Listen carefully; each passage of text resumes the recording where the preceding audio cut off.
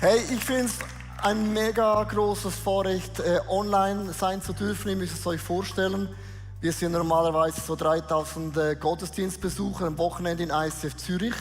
Und durch die Online-Community von Österreich, Deutschland, Schweiz, around the world sind es gegen die 20.000 Menschen, die irgendwo in einem Computer einschalten. Und hättest du mir das gesagt vor einem Jahr, hätte ich gesagt, du Dreamer, du. Und jetzt ist es Realität geworden. Und lasst uns doch diesen Leuten online, wo auch immer, einen Applaus geben. In allen Settings, come on. Woohoo! Amazing! Hey, ich habe das Vorrecht, darüber zu sprechen, ist Gott treu? Und es gibt kein größeres Thema als die Treue Gottes, das mich so bewegt, weil Gott hat mit Abraham einen Bund geschlossen. Gott sagt zu Abraham, Abraham, du bist mein Freund. Überleg dir mal, der heilige, allmächtige, allwissende, allgegenwärtige Gott macht mit Abraham einen Freundschaftsdeal. Du bist mein Freund, meine Freundin. Aber Gott geht eine Stufe weiter und sagt, ich möchte auch mit dir einen Bund machen. Wenn wir über Bünde sprechen, dann haben wir so oft einen Bund im Kopf, zum Beispiel einen Verlobungsbund oder einen Ehebund. Vor fast 30 Jahren habe ich und meine Frau, ich habe ein Bild mitgebracht, in Bug, St. Gallen, im schönsten Rheintal, habe ich die Ehebund mit meiner Frau geschlossen und ich habe eine Unterschrift gemacht und sie auch. Vor 30 Jahren. Und wir sind 30 Jahren bis jetzt treu gewesen. Ja. Also, wenn du eine Ehe eingehst, du weißt, was ich meine, dann zittern deine Knie, weil du denkst, oh meine Güte, kann ich das alles einhalten? Das ist ein Ehebund.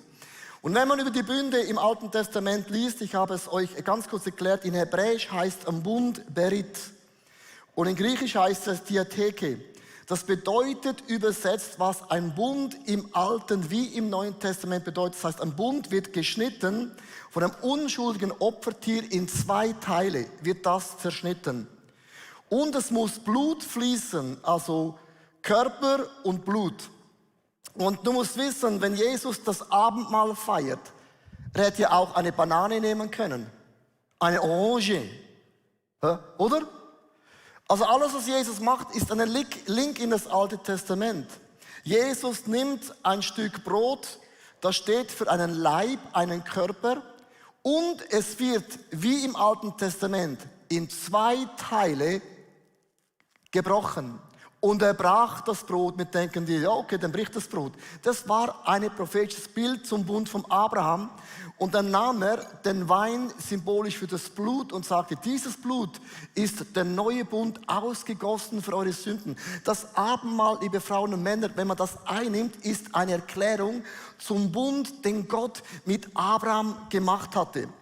Den Blutsbund, über den ich heute spreche, den Gott mit Abraham machte, findet man sehr, sehr oft in der Bibel. Zum Beispiel Gott machte mit Abraham einen Blutsbund. Abraham mit Abimelech, den Jakob mit Laban, den David mit dem Jonathan, Gott mit Israel und Jesus auch mit uns. Und wenn man über diesen Bund nachdenkt, denkt man, ja, mega cool. Und es gibt eine Sache, das hat mich mega fasziniert. Weil es gibt so gewisse Dinge, die wir tun, wo wir keine Ahnung haben, warum ist das so. Zum Beispiel habe ich ja meine Frau geheiratet. Und dann ist da das Hochzeitsfest und du denkst, wann gehen die Leute endlich? Weil wenn du mit dem Sex wartest bis zur Hochzeit, dann ist die Hochzeit, dann ist das Ende. Und ich habe ein Bild mitgebracht, ganz kurz vor unserer ersten Nacht. Weiter gehe ich nicht. Und wenn man das so anschaut, denkt man, ja, da geht man ins Hotelzimmer, hat Sex und wow. Hast du gewusst, dass beim ersten Mal, wo du Sex hast mit deiner Frau, dass da ein Blutsbund stattfindet? Fleisch und Blut. Für was gibt es das Jungfernhäutchen? Das bedeutet, beim ersten Mal Sex zerbricht das Jungfernhäutchen und Blut fließt raus. Und in dem Moment hast du einen Blutsbund gemacht mit deiner Frau, mit deinem Mann. Und darum sagt Gott, beim ersten Mal Sex, du hast geheiratet, du kannst das gar nicht mehr rückgängig machen.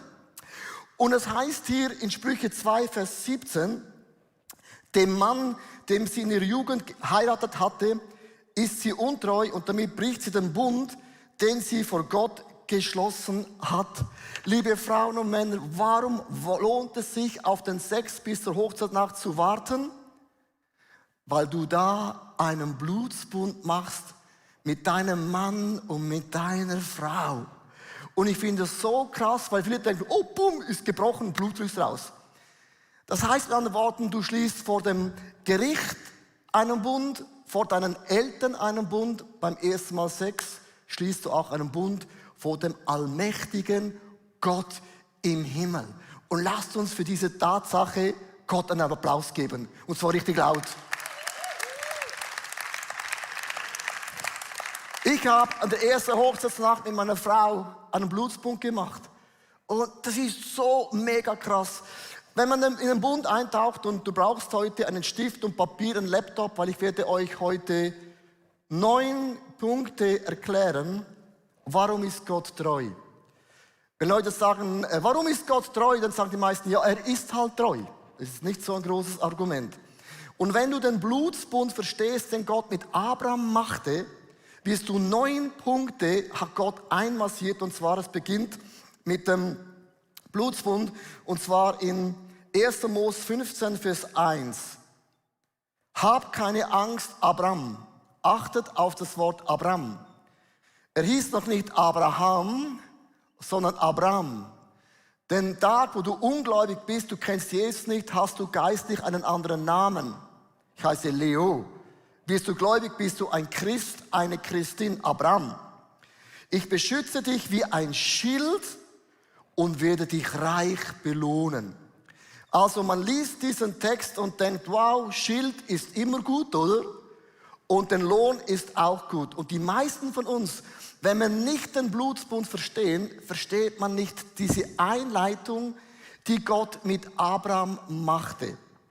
So, ich möchte es euch ganz kurz demonstrieren, diese 9 Punkte. Und zwar sehr kreativ. Ich habe hinten, Dom spielt symbolisch Gott. Also er ist ja weit weg von Gott zu sein. So, er spielt Gott. Und zwar das Erste, was geschieht bei einem Blutsbund ist, du gibst dem anderen deinen Mantel, dein Gewand. So, bring mal das Gewand. Der erste Punkt ist das Gewand. Und wenn Gott Abraham so ein Gewand gibt, denken die meisten, ja, schön, Gewand hin oder her. Hast du gewusst, in Jesaja steht geschrieben, ich habe diesen Bibelvers mitgebracht, Jesaja, heißt es, er hat mich Gerechtigkeit bekleidet wie mit einem schützenden Mantel. Nun stehe ich wie ein Bräutigam mit festlichem Turban und wie eine Braut im Hochzeitsschmuck.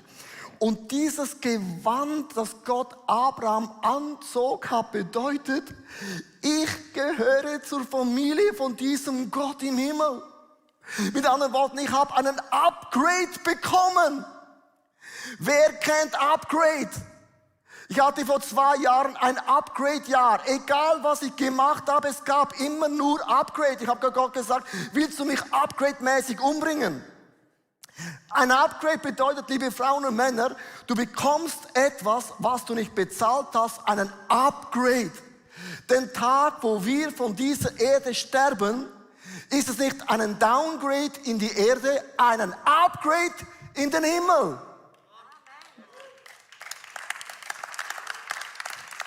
Weil seit einem Jahr in der Corona-Krise hörst du nur, Sterben ist schlimm. Nein, Upgrade hat Gott uns versprochen. Hey, vor 2 Jahren, ich habe ein Bild nachgeschaut gestern, flog ich von Dubai nach Hause und ich bekam ein Upgrade in das First. Das ist wie eine eigene Wohnung. Und ich kam dahin, ich war noch nie First geflogen, kam dahin, da fragt mich die Stewardessin, was möchten Sie? Ich habe gesagt, alles. Und habe gesagt, wollen Sie schlafen? Nein. Wollen Sie eine Vorspeise? Alles. Wollen Sie Wein? Alles. Wollen Sie duschen? Immer. Und ich habe eine halbe Stunde vor der Landung geduscht und mich rasiert, obwohl es gab nichts zum Rasieren.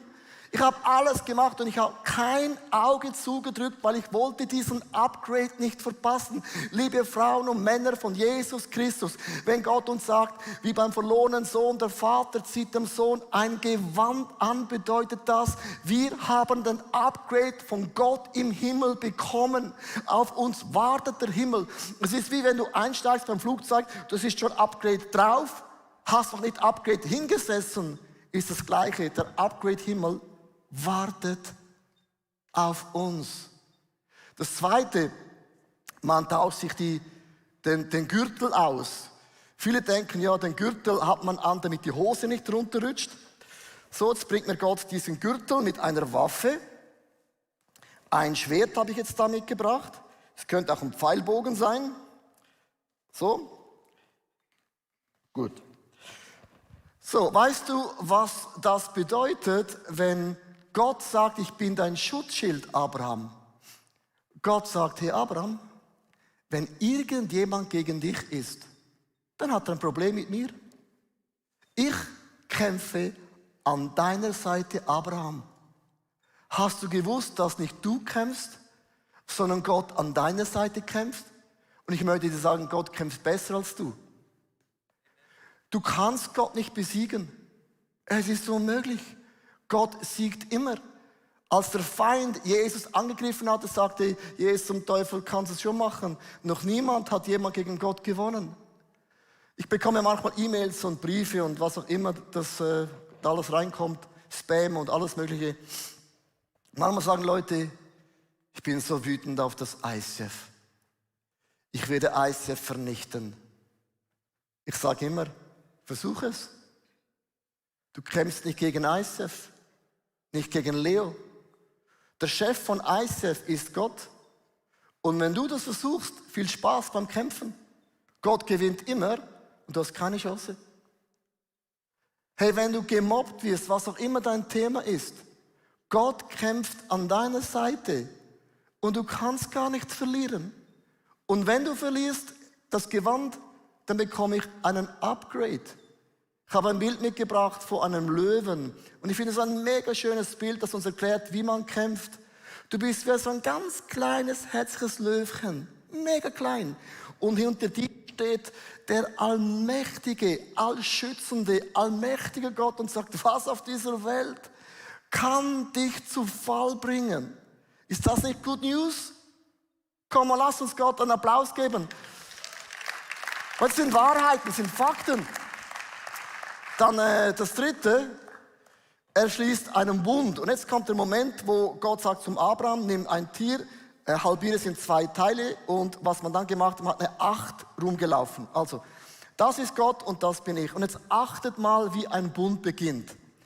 Gott sagt, was mir gehört, gehört mir und was mir gehört mir. Ein Bund beginnt mit anderen Worten, mir gehört noch gar nichts von dir. So, und dann läuft man eine 8 um dieses Tier herum. 8 heißt Neuanfang. Ein Wunder, man kreuzt sich dann da irgendwo. So, kommt dann da wieder zurück. Und wenn man die 8 zu Ende hat, achtet mal die Position. Nach diesem 8 schaut man sich in die Augen und sagt, was mir gehört, gehört dir. Und Gott sagt, was ihm gehört, gehört mir. Wir denken oft, der Bund ist so, was Gott gehört, gehört mir. Das ist theologisch falsch. Ein Bund heißt, Gott, was mir gehört, gehört dir. Verstehst du den Unterschied? Sondern mein Leben, alles gehört dir. Und dann sagst du Auge zu Auge, wenn jemand von uns diesen Bund brechen würde, dann wird er in 2 Teile geteilt. Warum ist Gott treu? Weil er noch nie den Bund gebrochen hatte. Und das bedeutet mit anderen Worten, wenn wir den Bund brechen würden, müssten wir in 2 Teile gebrochen werden. Dann sagen die meisten, Halleluja, ich habe noch nie was falsch gemacht. Ich sehe eure Gesichter auch unter der Maske. Ihr Sünder und Sünderinnen. Online sowieso. Überlegt euch diese Aussage. Ist Gott treu? Er hat noch nie sein Wort gebrochen. Der gleiche, gestern, heute, bis in alle Ewigkeit. Habe ich Fehler gemacht? Ja. Und darum, liebe Freunde, nimmt Jesus dieses Brot und sagt, habt ihr nicht die Ehe mit mir gebrochen? Seid nicht ihr immer wieder fremdgegangen? Und Jesus nahm dieses Brot, zerbrach es und sagt, wer sündigt, der muss gespalten werden in 2 Teile. Und Jesus sagt, der gleiche Charakter von Gott im Alten Testament, der nie gesündigt hatte, bin ich auch jemand, der nie sündigt. Und Jesus sagt, an eurer Stelle nehme ich das Zerbrechen, das in 2 Teile geteilt zu werden, auf mich. Das ist die Aussage von diesem Brot. Jesus macht alles neu. Hier ist eine Story von Lydia. Während 17 Jahren litt ich an Essstörungen. Zuerst war ich magersüchtig und später bulimiekrank. Mein ganzes Leben war ein Desaster. Ich hasste mich so, ich hasste das Leben, das ich hineingeboren wurde. Und vor allem hasste ich mich, weil niemand wusste etwas von dieser schrecklichen Situation. Ich heiratete sogar in dieser Zeit und bekam 2 gesunde Kinder, was für mich ein Wunder war. Als ich total am Ende war und nicht mehr weiter wusste, ging ich zu einem Pastor. Er hat für mich gebetet und ich war geheilt. Ich konnte es mir nicht vorstellen. Nach 6 Wochen jedoch hatte ich gewaltige Rückfälle. Ich wusste nicht mehr weiter, aber spürte, dass ich Hilfe brauchte. Und so ging ich zu Personen, die gläubig waren und die haben mich ein Stück auf meinem Weg begleitet. Entschuldigung. Aber in dieser Zeit durfte ich meinen Jesus Christus kennenlernen, mein Erlöser. Das war so ein gewaltiger Einschnitt. Ich hatte weiterhin solche Abstürze, aber dennoch habe ich in meinem Inneren etwas ganz Neues gefühlt. Ich spürte, wie jedes Mal, wenn ich abstürzte, hatte ich deine Hand, die stellte mich wieder auf feste Füße. Ich habe noch nie eine solche Liebe und Annahme gespürt. Und mein Hass auf mich selber, der so zerstörerisch war, den hatte ich verloren. Heute bin ich hier als geheilte, gesunde Frau und nichts mehr erinnert mich mehr an meine Sucht. Diesen Monat werde ich 71 Jahre alt. Ich bin so glücklich für mein Leben und ich bin erstaunt, was Gott noch in mich hineingesetzt hat. Er hat Gaben und Ideen in mich hineingelegt, die ich nie mir selber zugetraut hätte.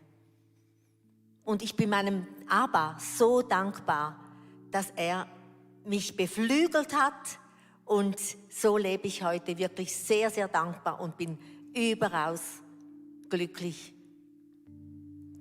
Come on. Woo! Wow. Verstehst du, der Bund ist so krass, du drehst eine 8 und wir versagen immer wieder, das ist einfach so. Und Jesus nahm das Brot und hat gesagt, wer den Bund bricht, der wird in 2 Teile geteilt. Und Jesus schaute den Jüngern in die Augen und er wusste, alle von diesen Jüngern, die werden am Kreuz davonspringen wie Osterhasen. Und dann nahm Jesus den Kelch, 1. Korinther 11, Vers 25, desgleichen nahm er auch den Kelch nach dem Mahl und sprach, dieser Kelch ist der neue Bund, Achtung, neue Bund in meinem Blut. Das tut, so oft ihr daraus trinkt, zu meinem Gedächtnis. Wenn Jesus diesen Kelch nimmt, und wir oft so denken, okay, ich nehme ganz kurz dieses Abendmahl. Im Abendmahl proklamierst du den Blutsbund vom Alten Testament. Wir erinnern uns daran, dass Gott die 8 gedreht hat und er wird nie den Bund auflösen, brechen, egal was wir tun, noch tun werden. Es ist unmöglich. Und das ist die Symbolik von diesem Abendmahl. Punkt Nummer 4. erhebe den rechten Arm und mische das Blut. Man hat dann den rechten Arm genommen. Der rechte Arm heißt, das ist die segnende Hand, das ist die beschützende Hand, das ist die leitende und auch die führende Hand. Und man hat einen Schnitt reingemacht und man hat sich gegenseitig so diese rechten Hand genommen und hat gesagt, wir haben einen Bund zusammen gemacht, der soll für immer bleiben. Jetzt Achtung! Das heißt, meine segnende Hand, meine führende Hand, meine leitende Hand hat das Blut von Jesus an den Händen. Das heißt, ein Blutsbund bedeutet, dass mein Blut fließt in das Blut von Jesus und das Blut von Jesus fließt in mich hinein. Warum ist dieser Blutsbund so wichtig? Es ist mega schön im Leben, wenn du etwas gut machst und du bekommst Lob und Anerkennung und Feedback. Das wünschen wir ja uns. Ich sage, Applaus ist wie ein Trinkgeld, das man bekommt in einem Restaurant. Das ist schön, wenn man das bekommt, aber niemand kann vom Trinkgeld leben. Der Lohn kommt von Gott. Und mein Lohn, der segnende Lohn, der führende Lohn, der beschützende Lohn fließt durch meine Adern und das ist dieser Gott im Himmel. Der 5. Schritt, und das finde ich mega cool, man hat dann die Namen geändert, man hat Namen ausgetauscht, zum Beispiel Abraham hieß früher der erhabene Vater, hieß plötzlich Abraham, Vater der Menge. Sarah hieß die vornehmende Frau, plötzlich sagt Gott, du heißt Sarah, die Fürstin. Wenn du einen Bund mit Gott machst, bist du kein Sünder und eine Sünderin mehr, sondern wir sind Christen, die Jesus nachfolgen. Warum Christen? Weil wir folgen Christus nach und Christus wohnt in mir und Christus wohnt in mir und Christus wohnt in mir, darum wohne ich in Christus. Darum sind wir Christen. Leo ist ein Christ, der Jesus nachfolgt, und wenn Jesus in unserem Leben wohnt, wie in deinem wunderbaren Leben, verändern sich so viele Dinge gewaltig und grandios. Hier ist eine Next Story. Ja, vor 3 Jahren, da war ich in einem Leben in einer ziemlich schwierigen und herausfordernden Phase. Meine Eltern haben sich getrennt und um all diese Dinge zu verarbeiten, habe ich begonnen zu trinken und später kamen dann auch noch Drogen dazu. Ich war so richtig auf einer Negativspirale und das hat mich alles so runtergezogen und es ging immer noch mehr und mehr. Irgendwann, ich hatte ja auch Freude an diesem Zeug, ich hatte Spaß am Drogennehmen, es war für mich etwas Tolles, aber es hat mich immer tiefer und tiefer runtergezogen. Und irgendwann bin ich an so einem Tiefpunkt angekommen und ich habe zur selben Zeit auch noch einen Job gesucht und das war alles so überfordernd für mich. Und da habe ich mich erinnert, da ist ja ein Gott, da gibt es einen Gott. Meine Eltern haben mir immer wieder davon erzählt, da ist Gott, da ist Jesus.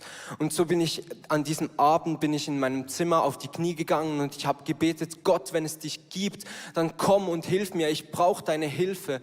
Und Gott, er war da, er hat mir in dieser Situation in kürzester Zeit hat er mir einen Job verschafft. Er hat mich hier nach Zürich gesandt. Ich konnte hier neu anfangen. Er hat mich hier hingestellt. Ich habe einen Job bekommen, eine Wohnung und er hat mein Leben so krass verändert. Das ist so ein Wunder und das krasseste Wunder ist, er hat mich nicht nur da rausgezogen, sondern er hat mich wirklich in etwas Neues reingestellt. Er hat mir hier einen Neuanfang geschenkt mit neuen Leuten, mit coolen Leuten hier in der Kirche.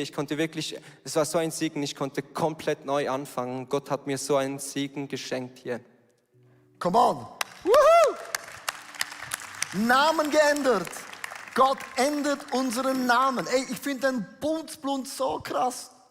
Gott gibt uns das Gewand Upgrade forever. Wenn wir unsere Augen zumachen auf diese Erde, Upgrade im Himmel. Darum haben wir Christen keine Angst vor Corona, weil wir haben ein Upgrade schon in uns drin. Ja, ist mir mega wichtig. Wir haben das Upgrade in uns, es kann gar nicht mehr schlimmer werden, es kann nur noch besser werden. Dann Gott kämpft an unserer Seite. Und ich finde, Gott kämpft besser als die meisten von uns. Der hat noch nie einen Kampf verloren. Dann macht Gott eine Acht und sagt, ich werde nie diesen Bund brechen. Dann gibt es diesen Blutsbund und dann ändert Gott die Namen. Und dann die nächsten Schritte in einem Blutsbund sind folgende. Du machst eine Narbe und man beschneidet sich. Warum hat man im Alten Testament sich beschnitten? Beschneidung hat bedeutet, Gott, wir machen eine Narbe. Jedes Mal, wenn wir versuchen, Leben im Sex weiterzugeben, meiner Frau, ist es eine Narbe. Ich gehöre zu deiner Familie. Darum die Beschneidung. Dann der 7. Schritt war gewesen, man hat eine Bedingung gemacht. Gesagt, was ist die Bedingung, dass ich zu dir gehöre? Unsere Bedingung ist die Taufe. Die meisten lassen sich taufen nach 10, 15 Jahren. Ich dachte, das wäre mal dran. Die Taufe ist ein Bundesstatement. Nicht mehr ich lebe, sondern Christus wohnt in mir. Die Taufe ist ein Statement. Mein Leo gibt es nicht mehr.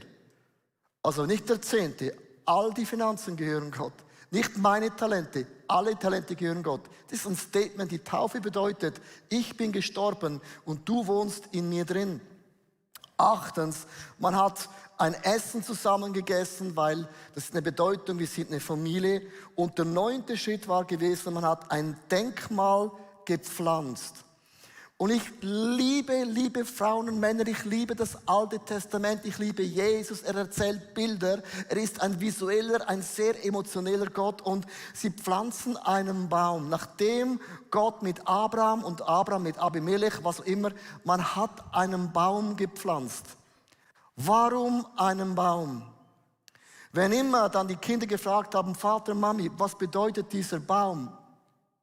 Haben sie gesagt, dieser Baum bedeutet, dass ich habe mit Gott einen Bund gemacht. Und dieser Bund wird auch bleiben für alle Generationen, für alle Kinder, die kommen werden. Gott ist ein Gott vom Abraham, vom Isaac, von Jakob. Gott ist ein Gott der Generationen. Gott denkt immer in 3 Generationen. Die meisten denken für sich. Nein, ein Christ denkt in 3 Generationen. Das ist the blessing. Und ich möchte einen Vers vorlesen aus dem Hebräerbrief, Kapitel 9, Vers 18 bis 22. So wurde auch schon der alte Bund erst rechtskräftig, nachdem er mit Blut besiegelt worden war. Wie wird eine Ehe rechtsmäßig durch das Jungfernhäutchen sich trennt und es fließt Blut raus, so wird eine Ehe vor Gott auch rechtsmäßig. Als schon Mose dem Volk Israel alle Gebote des Gesetzes mitgeteilt hatte, nahm er das Blut von den Kälbern und Böcken, vermengt es mit Wasser und besprengt es mit Hilfe von den Isopzweigen, mit roter Wolle das Gesetzbuch und das ganze Volk. Dann sagte er, dieses Blut besiegelt den Bund, den Gott mit euch beschlossen hatte. Also ich möchte das euch demonstrieren. Im Alten Testament ist schon Prophetie drin. Man nahm Blut und hat diesen Baum mit Blut besprengt. Weißt du, wie der Baum aussieht? Sagen Leute, Papi, der Baum hat Blut. Der Baum hat ein Problem. Der Baum ist ungesund. Warum dieses Blut? Weil während du das besprengst, ist deine Hand wieder blutig. Deine segnende, deine beschützende Hand. Und was ist dieser Baum im Neuen Testament? Jedes Mal, wenn wir Christen im Neuen Testament dieses Kreuz sehen, Holz wie dieser Baum, Blut ist daran. Erinnere ich mich daran, dass Jesus an meiner Stelle diesen Bund nie aufgelöst hatte. Er nahm das Brot und zerbrach es, weil ich der Pflock versage. Und er nimmt den Kelch und sagt, das ist der neue Bund. So oft ausdringst, gedenke daran, was ich getan habe. Wenn immer du in einem Gottesdienst drin bist, auf einer Wanderung bist, auf einem Gipfel bist und du siehst dieses Kreuz, kannst du deine Kinder daran erinnern, dass Gott mit uns einen Bund geschlossen hat. Ist Gott treu? Wir sagen, dem. Darf dich einladen, online und in allen Locations, einfach Gott Danke zu sagen, dass er nie aufgehört hat, für uns zu kämpfen. Dass er nie aufgehört hat, für uns zu lieben. Als er nie aufgehört hat, aus dem größten Mist Dünger zu machen. Wenn Gott das nicht machen würde, wenn Gott, liebe Frauen und Männer, wenn Gott unsere Scheiße nicht nehmen würde und er kann es umformen, dann wären wir alle verloren. Weil Paulus sagt, wieso sündigen wir Christen noch? Weil wir wollen ja das Gute tun und tun oft die Scheiße. Wir alle kennen diesen Bibeltext und liebe Freunde, darum macht das Kreuz doch mehr Sinn. Weil es ist eine einseitige Liebesbeweis, dass Gott niemals von uns weichen würde. Freunde, ja, aber nicht ein Blutsbund. Den kann man nicht mehr brechen. Lieber Jesus, ich danke dir, dass du an meiner Seite dein Leib zerbrochen hast.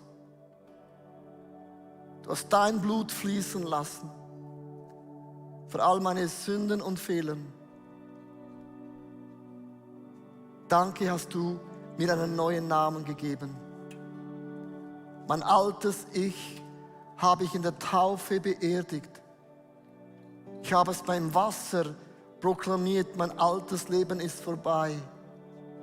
Ich bin aufgestanden als ein Zeichen, Christus wohnt in mir.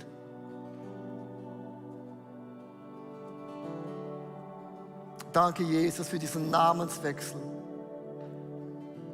Ich danke für diesen Blutsbund. Ich danke, dass du an meiner Seite kämpfst. Danke für das Symbol vom Kreuz. Das steht, ist unverrückbar, massiv. Ich möchte dich einladen, ganz kurz, dass du einfach das Kreuz umarmst, die nächsten paar Augenblicke. Vielleicht brauchst du ein Heilungswunder, ein Vergebungswunder, ein Versorgungswunder. Vielleicht brauchst du Frieden, Freude. Vielleicht merkst du, Depression hat in deinem Leben angeklopft, Angst vor Corona, ich könnte sterben. Was auch immer dein Thema ist, ich möchte dich bitten, umarm dieses Kreuz.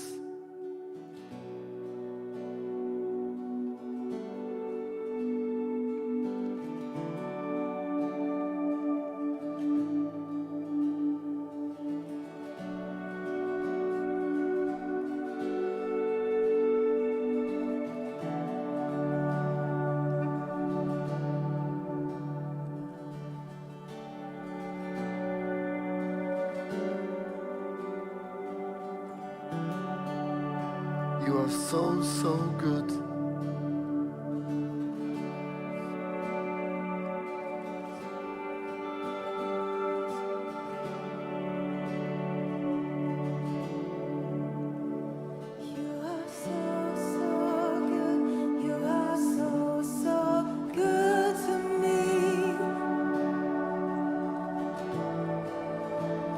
Here